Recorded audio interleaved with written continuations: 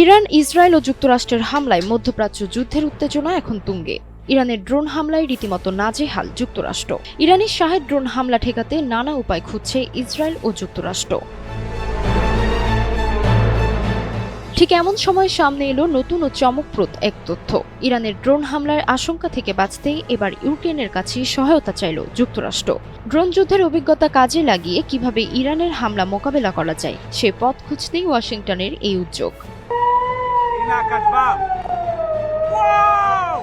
ইউক্রেনের president Vladimir Zelensky এই বিষয়টি নিশ্চিত করে জানিয়েছেন, প্রয়োজনীয় বিশেষজ্ঞ ও প্রযুক্তিগত সহায়তা দেওয়ার জন্য তিনি ইতোমধ্যে নির্দেশ দিয়েছেন। চিজি আইসক্রিমের সাথে ভেলভেটি কেকের মিশ্রণে পোলার রেড ভেলভেট আইসক্রিম, মন ভালো থাক।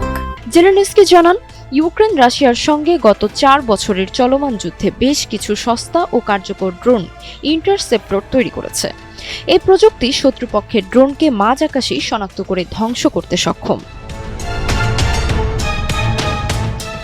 গত মঙ্গলবার জেলেনস্কি মধ্যপ্রাচ্য যুক্তরাষ্ট্রের মিত্র দেশগুলোর কাছে এই প্রযুক্তি ব্যবহারের প্রস্তাব দিয়েছিলেন। তিনি জানান, আকাশ প্রতিরক্ষা ক্ষেপণাস্ত্রের বিনিময়ে ইউক্রেন তার মিত্রদের এই ইন্টারসেপ্টর সরবরাহ করতে প্রস্তুত, যা ইরানি শাহেদ ড্রোন হামলা থেকেও আরও বেশি সুরক্ষা দিবে। বৃহস্পতিবার 5 মার্চ সামাজিক যোগাযোগ মাধ্যম এক্সে জেলেনস্কি নিজেই নিশ্চিত করেছেন, মধ্যপ্রাচ্যকে শাহেদ ড্রোন থেকে সুরক্ষা দিতে যুক্তরাষ্ট্র আমাদের সহায়তা চেয়েছে।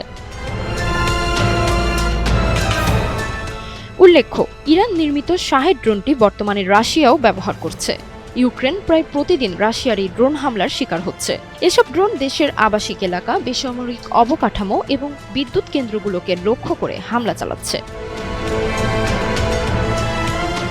তবে ওয়াশিংটনের এই অনুরোধ সত্ত্বেও মার্কিন প্রেসিডেন্ট ডোনাল্ড ট্রাম্প বৃহস্পতিবার জেলেনস্কির সমালোচনা করেছেন। 1 বছর আগে হোয়াইট হাউসে তাদের মধ্যে দেখা টানাপোড়েনের মতোই তিনি বলেছেন, জেলেনস্কি ইউক্রেনের শান্তি প্রতিষ্ঠার প্রচেষ্টায় বাধা দিচ্ছেন।